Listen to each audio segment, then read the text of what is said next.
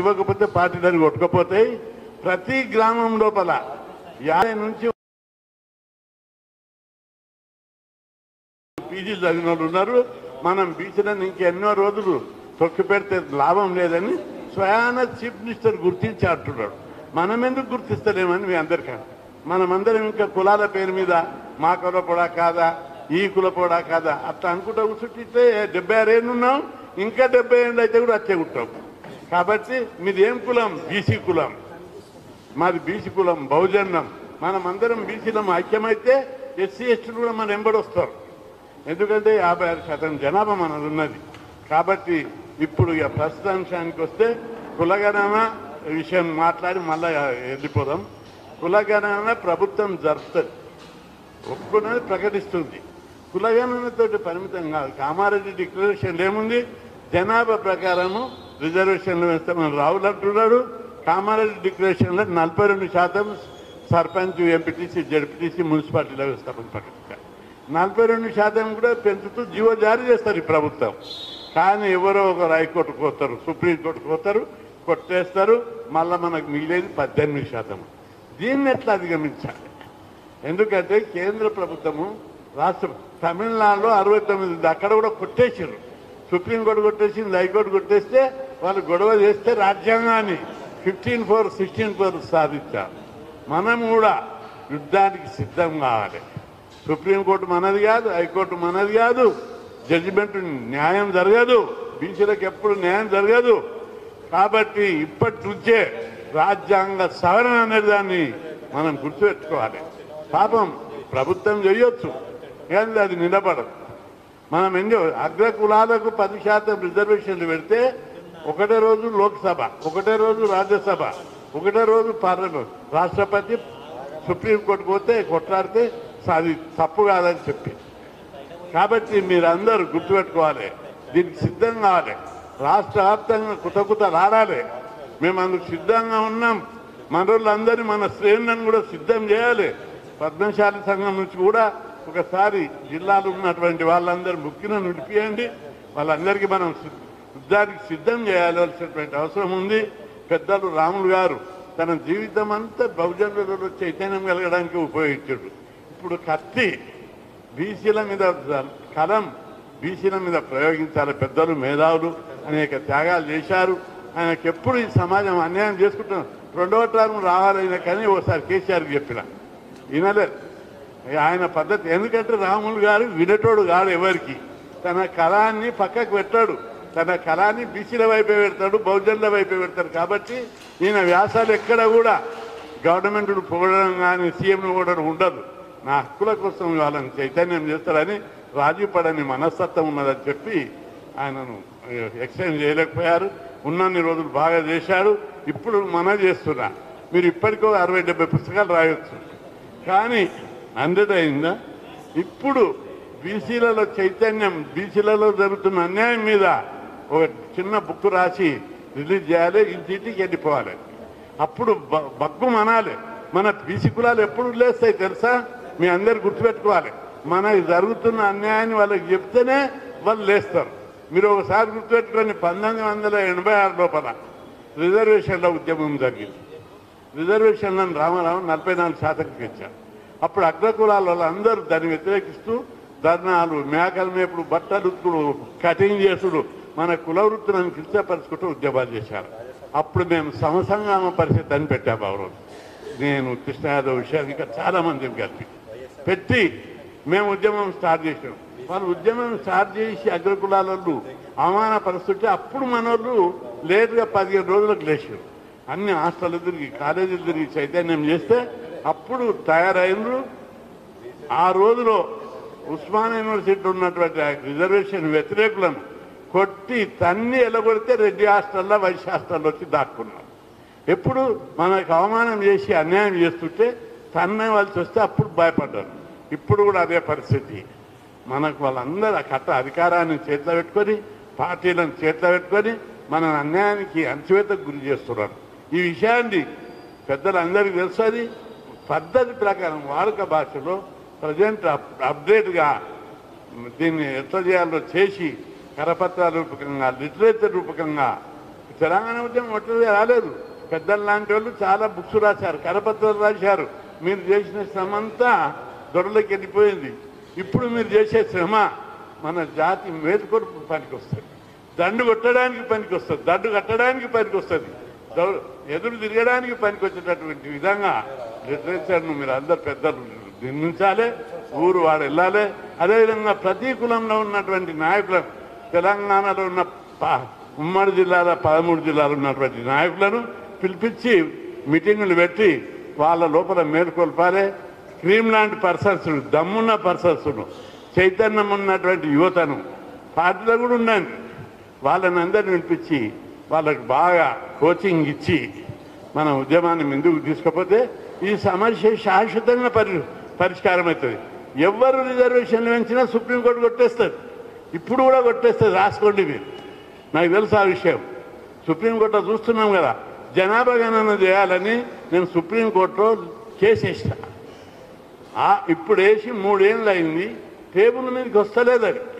సుప్రీంకోర్టును కూడా కేంద్ర ప్రభుత్వం మేము అప్పుడు ఇస్తాం ఇప్పుడు కౌంటర్ ఇస్తామని లాక్కుంటొచ్చా. కౌంటర్ వేశారు. మేమేం అడిగినా, నేను మీరు కాన్స్టిట్యూషనల్ బెంచ్ 7 మంది జడ్జీలతో బెంచ్ చేయమని అడిగాను, వేస్తలేరు. 9 మందితో వేయమని కూడా అడిగాను, వేస్తలేరు. కాబట్టి అన్ని వాళ్ళు మేనేజ్ చేస్తున్నారు. మనం దీని మీద బలమైన ఉద్యమాన్ని చేస్తే తప్పనిసరి దిగొస్తుంది. అందుకు తాజా ఉదాహరణ గతంలో జరిగిన తమిళనాడు ఉద్యమం. తమిళనాడులో రిజర్వేషన్లు, బీసీ రిజర్వేషన్లు 100 ఏళ్ల కిందట పెట్టారు. స్వతంత్రం వచ్చిన తర్వాత సుప్రీంకోర్టు ఆ రిజర్వేషన్లను కొట్టేసింది. అప్పుడు పెరియార్ రామస్వామి ఆధ్వర్యం లోపల తమిళనాడును దిగ్బంధం చేశాడు. ఆయన బంధువులు జరిపాడు, రైళ్లు బంద్ చేశాడు, బస్సులు ఆపాడు, ప్రజా జీవితం అంతా స్తంభింపజేశారు. అప్పుడు జవహర్లాల్ నెహ్రూ దిగొచ్చి ప్రత్యేక విమానంలో వచ్చి చర్చలు జరిపి రాజ్యాంగ సవరణ చేశాడు. మనం కూడా రాజ్యాంగ సవరణ చేయకపోతే సర్పంచ్ రిజర్వేషన్లు కాదు, విద్యా ఉద్యోగ రిజర్వేషన్లు కాదు, ఆనే ఉంటాం. చట్ట సభల రిజర్వేషన్లు వస్తాయి. ఆ విధమైన మిలిటెంట్ ఉద్యమాలకు తెలంగాణ ఉద్యమం లాగా మనం ఈ బీసీ ఉద్యమాన్ని చేస్తే ఖచ్చితంగా కేంద్ర ప్రభుత్వం దిగొస్తుందని మీ అందరికి గుర్తు చేస్తున్నాను. అందుకే మీరు అందరూ అనుకుంటున్నారు మేము నాయకులం అవుతామా అని. మీ అందరి లోపల నాయకత్వ లక్షణాలు ఉన్నాయి. ఇది గ్రౌండ్ ఓపెన్ ఉన్నది. ఈ గ్రౌండ్లో మీరు అందరు పెద్ద పెద్ద లీడర్లు అయ్యే అవకాశం ఉంది. ఎందుకంటే గంధం చెక్కకు మంట పెడితే మంట మండుతుంది, చెత్తని తెచ్చి కూడా అలా మంట పెడితే అది కూడా మంట, 2 మంటలు సేమ్ ఉంటాయి. కాబట్టి మనం ఎంత అమాయకుడిని కూడా గొప్ప లీడర్గా చేయవచ్చు. అదేవిధంగా మీకు ఒక విషయాన్ని గుర్తుపెట్టుకోవాలి. అప్పుడు నేను చదివేటప్పుడు అంతా రాడికల్స్ నక్సలైట్ క్యాంపస్ రోడ్లు, మన సోదరులు కనిపిస్తలేరు కానీ మొత్తం రాడికల్లో ఉండే పిల్లలు, మామూలు పిల్లలను కూడా వాళ్ళు ట్రైనింగ్ ఇస్తే గొప్ప గొప్ప నాయకులు ఆయన సంతోష్ రెడ్డి, ఆదిరెడ్డి, పటేల్ సుధాకర్ రెడ్డి, వాళ్ళందరూ అన్ని కులాల వాళ్ళు, బీసీలు కూడా మామూలుగా మాట్లాడలేని వాళ్ళు పెద్ద నాయకులుగా ప్రభుత్వాలను గడగడలాడించారు. మన కులాల లోపల కూడా 4 మీటింగులు పెట్టి వాళ్ళకు జరుగుతున్న అన్యాయాన్ని చెప్తే వాళ్ళు గొప్ప నాయకులుగా అవుతారు. వాళ్ళే రేపు సర్పంచ్లు అవుతారు, ఎంపీటీసీ, జడ్పీటీసీ, ఎమ్మెల్యేలు కూడా అవుతారని చెప్పి మీ అందరికీ నేను మనం చూస్తున్నా. ఇప్పుడే మీకు రాజేందర్ చెప్పాడు 1977 అప్పటికే యూనివర్సిటీలో చదువుతుండల్లా ప్రభుత్వాన్ని గడగడలాడించా. నేను ఎవరికి చెప్తే వాళ్ళకి హాస్టల్ సీటు, ఎవరికి చెప్తే వాళ్ళకి స్కాలర్షిప్. అప్పుడు ప్రభుత్వం ఇంకా కఠినంగా ఉండే. జగన్మోహన్, చెన్నారెడ్డి ఇలాంటి ముఖ్యమంత్రులు, నా సర్కార్ నిజాం సర్కార్ నుంచి అధికారులు స్వేచ్ఛ స్వతంత్రాలు తక్కువ. అప్పుడు కూడా నేనేం చెప్తే అది నడిపించుకున్నాను. మన వాళ్ళు కూడా మీరు ఆ స్థాయికి ఎదగాలి. అధికారం అనేది అధికారము అన్న చట్టం ద్వారా వస్తుంది, చట్టం లేకుండా కూడా వస్తుంది అని నిరూపించాలి. కాబట్టి ఇప్పుడే మీరు స్వయంగా చెప్పారు నాకు హాస్టల్ సీట్ ఇప్పించింది అన్నాను. అప్పుడు హాస్టల్ సీట్ దొరికేది కాదు, స్కాలర్షిప్ ఇచ్చేది కాదు. మీరు ఏ ఆఫీస్కి వండి 60 ఏళ్ళ తర్వాత ఉన్నోళ్ళు మా కృష్ణాన్న చిట్టి రాస్తే స్కాలర్షిప్ వస్తే నేను డిఎస్పీ వచ్చింది, నాకు డిప్యూటీ కలెక్టర్ వచ్చిందని చెప్పేటోళ్ళు ప్రతి ఆఫీస్లో కనిపిస్తారు మీకు. కాబట్టి మీరు అందరికీ నేను గుర్తు చేస్తున్నా, ఇది మంచి అవకాశం. సబ్ కాస్ట్ కోకుంటా మా కుల పొడా కాదా, మీ కుల పొడా కాదా కాదు, దమ్ ఎవరు. నేను కొట్లాడినా 50 ఏళ్ళ నుంచి కొట్లాడుతున్నా. ఏదైనా కులం గురించి పెట్టించినా మొత్తం బీసీ హాస్టల్ పెట్టాలని కొట్లాడినా. మొత్తం అసెంబ్లీని దాడి చేసిన, ఆఫీసర్లను, కలెక్టర్లను అన్ని విధ్వంసం చేసిన. ఎవరి కోసం? కులం గురించి కొట్లాడలేదు. బీసీ కులాల హాస్టల్ పెట్టాలి. మంచి క్వాలిటీ ఎడ్యుకేషన్ కావాలని 1982లో తెలుగు సంక్షేమ భవన్ కాదు అప్పుడు సోషల్ వెల్ఫేర్ భవన్ 2000 మంది, అప్పుడు కూడా 2000 మందిని బస్సులలో తెచ్చి వాళ్ళతోటి సోషల్ వెల్ఫేర్ ఆఫీసులు డైరెక్టరేట్ తుక్కుగా వలగొడితే అప్పుడు ముఖ్యమంత్రి విడిపించి భవన విజయభాస్కర్ రెడ్డి ఏం కావాలంటే గురుకులాలు కావాలని.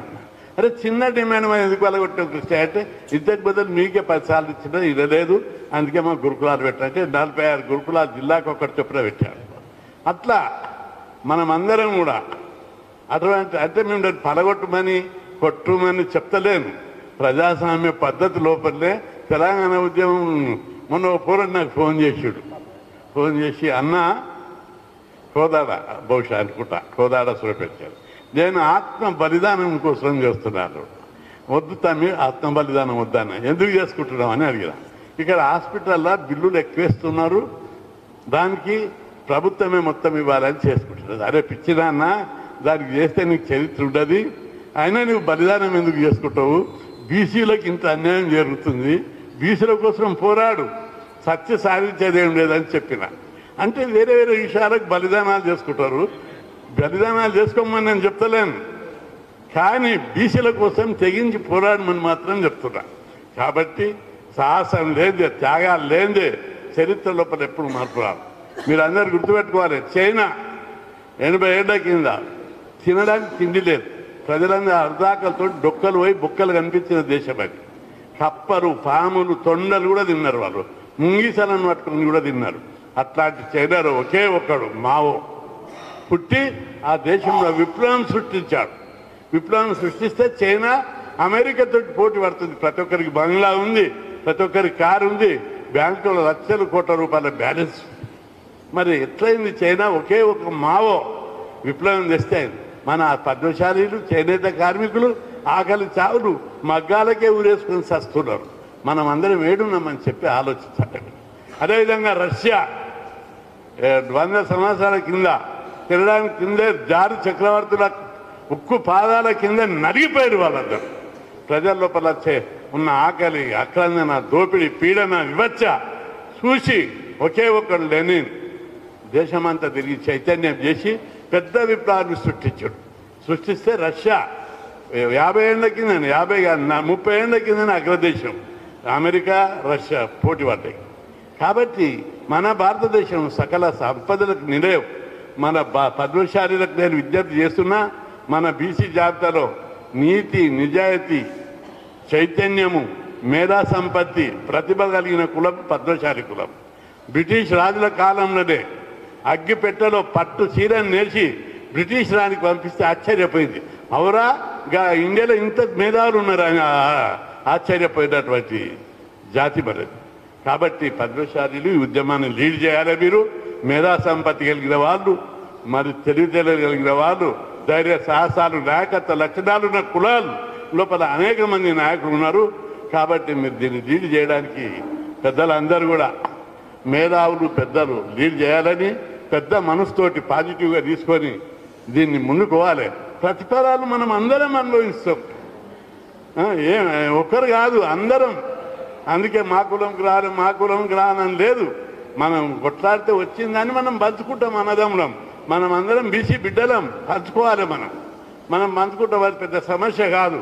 కాబట్టి పెద్ద మనసుతోటి మీరు అందరూ కులాన్ని శాఖల మీద అందరిని విడిపించి పెద్ద ఎత్తున చైతన్యం చేసి ఈ బీసీ మూమెంట్ మీరు లీడ్ చేయాలని కోరుకుంటూ, ఇంకా చాలా సమస్యలు ఇప్పటికే కాలాతీతమైంది. అన్యాయం ఎంత జరుగుతుందో ఒకటి రెండు చెప్తా. సెంట్రల్ గవర్నమెంట్లో మొన్న నేను పార్లమెంట్ ఉన్నప్పుడు ఒక నోట్ ఇచ్చాను. కేంద్రంలో 100 మంది ప్రిన్సిపల్ సెక్రటరీలు అంటే సీనియర్ ఐఏఎస్ ఆఫీసర్లు ఉన్నారు. బీసీలు ఎంతమంది తెలుసా? 50 మంది ఉంటారా 100 మందిలో 3 ఉన్నారు. 97 మంది అగ్రకులాలు ఉన్నారు, ఇతరులు ఉన్నారు. మన బీసీలు లేరు. ఎక్కడున్నా మనం అని మీరు అందరూ ఆలోచించాలి. ఇంకొకటి, మొన్న బడ్జెట్ తయారు చేసి 48 వచ్చే బడ్జెట్ తయారు చేస్తే మనకు 2000 కోట్లు మాత్రమే ఇచ్చారు. అంత బడ్జెట్లో మనకు సగం అంటే 22 లక్షల కోట్లు ఇవ్వాలి. వేలలకు దించి 2000 కోట్లు ఇస్తే బిస్కెట్లు, చాక్లెట్ కూడా రావు మనకు.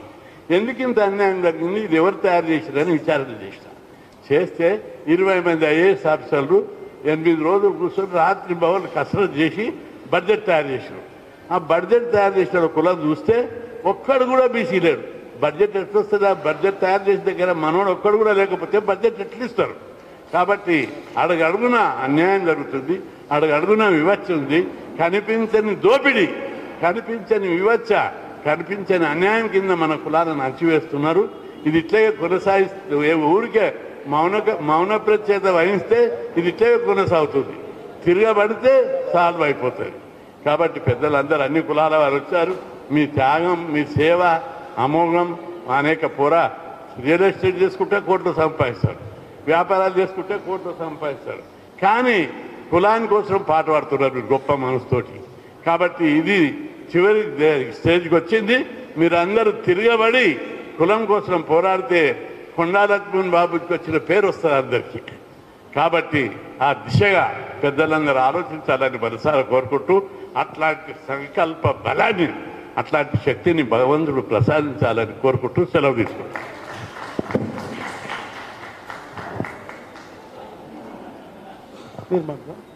ధన్యవాదాలు ఆర్ కృష్ణ గారికి. అదేవిధంగా